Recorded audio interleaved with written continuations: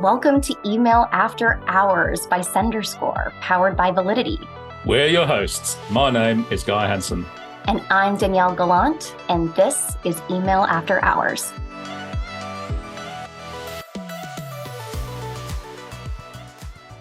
Listeners, today you are all in for a real treat. This episode is all about future-proofing your email campaigns. And we work with lots of senders here at Validity, and the work has really revealed that, especially in recent years, many email marketers have found themselves on the back foot.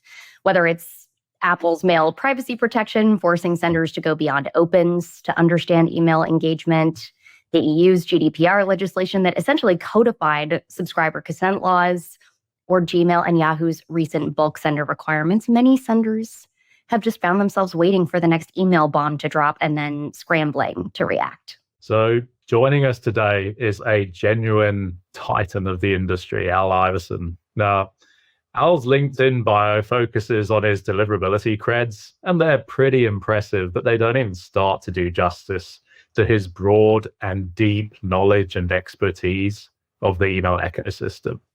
His highly influential website, Spam Resource, has more than 1,500 articles covering almost every email-related topic you could imagine.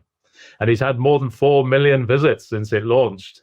And we're super fortunate to have Al with us today as we discuss which of today's email best practices are likely to manifest themselves as tomorrow's newest bulk sender requirements.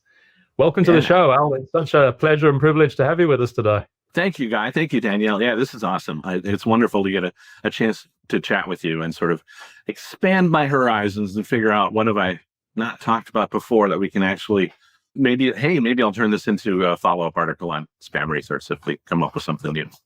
Oh, yes. And we usually kick off each episode of Email After Hours with an icebreaker question or hot take. But since Guy and I both suspect that this entire episode is going to be one hot take after another, we're just going to dive right in. And we'll start with perhaps the obvious. So both Yahoo and Gmail have effectively said that email marketers have only seen the beginning with their recent requirements. And Al, we would love your take on what these mailbox providers might begin to require next. But let's start with the DMARC requirement. I wonder exactly what you're going to say here, because we have had guests who are like, it's useful in that it provides reporting when we have a DMARC P equals none policy. It's weak from a security perspective. Would you agree on that? And tell us your thoughts about whether or not we're going to see a quarantine or reject requirement sooner. Yeah, definitely. So DMARC is sort of an interesting thing. It's a two-headed monster that lives in the realm of deliverability and email security. And most people, email marketers in particular, learned about it very recently within the past 7 to 9 months from those updated sender requirements being announced by Yahoo and Google back in, I think, October, right? And so everybody was sort of forced to quickly adapt by adopting DMARC, by implementing DMARC often for the first time. And so with that came people struggling to understand. They didn't really know what DMARC was or how best to comply with it. And so they looked to their email service providers or deliverability blogs like mine and others, and your resource center and all these different places to figure out what is the best, simplest way to comply with these new requirements. And so you had this rush of people who implemented DMARC, but they did so with a policy of none. So basically they turned on DMARC, sort of like you turned on the circuit breaker for your security system, but you didn't actually turn the switch to turn the security bit of it on, right? So many people have rushed. Just like I track the top 10 million domains month over month. And even from going back, I'm actually going to pull it up on my screen here, going back like 13 months, 6 to 12 months, we had maybe 1.1 million people of that top 10 domains, 1.1 million of them implemented DMARC. Now we're up to just about 2 million. So there's this huge increase in DMARC over the last year. But to that point about none or an insecure policy, the vast majority of these, more than 1.3 million of these new records are all set up with P equals none as their DMARC policy. All these domains are set up in this way that isn't secure. That's sort of setting the stage, setting the groundwork where people rushed to implement the bare minimum requirements that Google and Gmail put out there, right? So they started there, and a lot of people think they check the box, they're done, and they can just walk away and not think about it again. Well, that's where future proofing and thinking about what's coming next comes into play, because that's not exactly what I think. I'm totally going to try to say what I think other people are thinking here. And I don't think that's what Yahoo and Gmail were hoping for. I think they were really hoping that people would fully, more securely implement DMARC to the point of actually being able to use it for domain protection. Because that's sort of the last bit there, the last sort of forgotten about part of DMARC is that it's actually a security feature and a very important one. It still ties through to deliverability for more reasons than it being just a requirement, right? If you don't want somebody to damage your domain reputation by spamming and spoofing as you've got to protect that domain. And DMARC is that, hey kids, get off my lawn setting. It's what protects your lawn to keep people from pretending to be you, to pretending to use your resources. And so that's that last bit there. We've got all these domains that have newly set up DMARC, and they haven't implemented the security part of it. And so now getting back to your question, what's coming next is we know that Yahoo and Google had hoped that there would be sort of an organic transition into more secure usage of DMARC, and they're not seeing that. And so I think they're going to look and say, what caused change previously? And that was us making these mandated requirements, moving from best practices to absolute must-have to get the mail in the door. And so similarly to them requiring any DMARC, a future state very clearly is that they're going to require a more restrictive DMARC setting, a P equals reject or P equals quarantine. They have hinted at this. Different people have talked to different people. I haven't had somebody tell me this explicitly, but I still very strongly think it's coming. It's the natural evolution of it, right? There could be other stuff too that we don't necessarily haven't thought about or we need to think about, but DMARC really is the big one there. And just to add on that, there's the Yahoo Google mailbox provider side of this thing where they want to be responsible and they want to protect their users, of course, but also just because we were, of course, on Spam Resource, as we always are. But you published something about the NSA and the FBI were putting out warnings pretty recently that North Korean hackers are potentially even targeting domains that have a P equals 9 DMARC policy right now. Like, this is real-time protection. Yes, and it puts the ESPs in the unfortunate position of having to have recommended a policy setting that leaves domains insecure, when we know now that bad actors are actively searching for those insecurely set domains. And so it doesn't mean that the bookstore down the street that somebody in North Korea is looking to hack and pretend to send mails as the bookstore, right? If you look at the NSA warning, it was very specific. North Korea's intelligence efforts were focused on how to gather that technical data, that technical intelligence by pretending to be entities involved in East Asian studies, right? So universities and companies and government agencies and even probably defense contractors and who knows else, those were the targets of North Korea to pretend to be them, to reach out to others in that sphere, to try to get them to give up useful information, useful data, useful intelligence to further North Korea's intelligence aims. But where one bad guy leads, another one is likely to observe and follow, right? That's the key there. It's not that the bookstore is going to get hacked by North Korea or spoofed by North Korea. It's that bad guys, smaller bad guys, less focused bad guys, more money-oriented bad guys, look at this, see what North Korea is doing, and think to themselves, is there a way that I can use this same exploit to make some money, to whatever my ends are, to spoof, fish, spearfish, whatever. And so they're looking for methodologies, and this hands them a methodology to be able to go after other senders. That was the scary thing about the North Korea thing to me. It's not really, I have very little to do with East Asian, politics. So you could say, I could look at it and go, well, nobody's going to try to spoof spamresource.com. But later down the line, some other bad guy could look at that and want to target me for whatever reason, just to make money, harass, threaten, whatever. Right now, they know that if I didn't secure my domain, if they saw a weak DMARC policy, P equals none, that my domain could be at risk of that. So that, to me, that's a scary thing, is that people will be inspired by the North Korea attacks and use it to attack others. Yeah. No, there's always a new threat coming around the corner.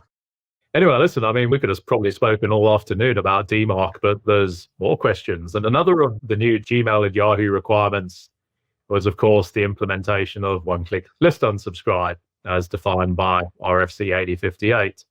But that's only half of the equation, because senders must also remove subscribers within 48 hours. And I guess especially if you are in the US, you might be thinking, wow, that's a bit speedy when CanSpan said, 10 days. But I think the way that we're thinking about this is that even 48 hours is quite generous. We're in a day and age now where stuff like this ought to be able to happen in pretty much real time. And do we think that's where this particular requirement's going to evolve towards? What's your thoughts? Yeah, if they can update a database so that I can reserve my hotel room in 39 seconds, they don't need 7 to 10 days to log my unsubscribe. I know, going back to my director of deliverability days and dealing with the abuse box, getting the feedback, the complaints from people, one of the things that just absolutely inflamed people was getting a response to their unsubscribe request that says, it may take another 7 to 10 days before we're fully able to process your request.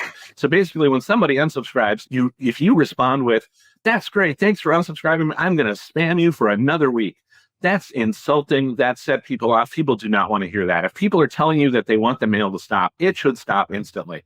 And in this day of live API calls, online databases, the ability to have basically everything you want delivered to your house within an hour. You push Uber Eats right here in my phone, and if I can make a sandwich show up, they ought to be able to make an unsubscribe show up in a similar amount of time. When you put it in sandwich terms, Al, obviously, it seems pretty reasonable. And of course, there is a third requirement, which is maintaining a spam complaint rate below 0.3%. And both Yahoo and Google have said that this rate is generous, much like that 48-hour removal window for unsubscribes. And in one of our recent State of Email webinars, Marcel Becker at Yahoo said that if a program spam complaint rate is consistently hovering around that 0.3% mark, they've already got a major problem on their hands. So I guess the question is, do you think that spam complaint rate tolerance could and perhaps should come down even further? I suspect it's coming, because you can tell that a lot of these new enhanced compliance requirements are sort of targeted in a way where they might start low to slightly minimize the barrier to compliance, with an eye towards increasing that over time. They want to see it's unfair to say what they can get away with. It's not what they can get away with, but what they can get people to buy in on and reasonably implement in a reasonable amount of time. So it's really about, on top of that, it's about another example of taking something that was already best practice and turning it into the law. Right. And so that's not that great of a leap for people who are already paying attention to these sort of things, nor are complaint rate warnings or cutoffs that new. Right. If you go back into history, this is one of those places where institutional knowledge comes in handy. AOL sort of originated the whole concept of feedback based on complaint rates. Right. They had that first feedback loop. They had the report card process where they would send out warnings and notifications and potentially block based on the specific spam percentage rates over a year, so past week or so of sending. So they would proactively notify. And then sort of sad that sort of got lost over time, because it was a great feedback mechanism where a mailbox provider took an active role into reminding marketing centers that they have to sort of keep their nose clean, right? That they have to abide by best practices. So while we've lost those proactive notifications over the years, there's always the requirement to keep spam complaints low regardless, right? From going back to the period of time where complaints actually cause blocking to a more modern era where just before where we are now, Gmail was very reticent to block anything. They very rarely blocked in the realm of deliverability. Yeah, security stuff and some other stuff, they certainly block stuff. But if you were a bad marketing sender, you were much more likely to go to the spam folder than get blocked outright. And so the spam complaints were still a component of that, right? They moved from this industry moved from a model that was blocking oriented to feedback and engagement oriented, with complaints still being a strong component of that, back to sort of swinging back towards this complaint model again, where they're just outright saying, hey, we've let you get away with high spam complaint rates for too long. We tried to deal with it by putting your mail in the spam folder. Clearly, that's not enough feedback to drive a change. So we're sort of ratcheting up how we're going to respond to that. And basically, again, it's just an outgrowth of what was already required. And this is sort of, they tried the carrot, maybe spam folder placement was the carrot, and now this blocking is the stick. But the complaint rate concerns were already there. The only problems that I had with those were with marketers who tried to run it so close to the razor's edge. These are the people who every time you consult with them, they want to know, and what am I doing? And what I'm doing, is it legal? Not, is it best practice? And so these people are trying to go, like, if you get so close to the line where you're legal, you're getting away with it, you're getting mail delivered, you're getting so close to that line, if they move that line by 1 inch, that suddenly you're blocked, you were too close to the lines. Talk about future-proofing, right? That's the perfect example of not future-proofing, being very focused on only results for today and not really being in it for the long haul. No, that's right. And we've seen examples of that with our sender certification program over the years, haven't we, Danielle? Those often, it's funny, it's the sketchiest senders that are the best at sort of coming up with really creative ways to manipulate their data to get as close to that tolerance as possible, just as Al was describing. Think of how much money and time and strategy they spend on trying to get around the rules versus all of the clients, the successful clients that we deal with in consulting. If you just do opt in and don't spam people, like, you've just saved yourself 90% of the headache of having to work around a rule. This has been such a great conversation today. And my only worry is that we've hardly even covered half of what we were planning to fit into today's episode. Not quite sure what to do about that, Danielle. Any bright ideas? I think it's time for our first two-parter of Email After Hours. So we are going to pick this awesome conversation up again with Al Iverson in 1 week's time. So join us again. I think that's a fantastic idea. See you all in 7 days.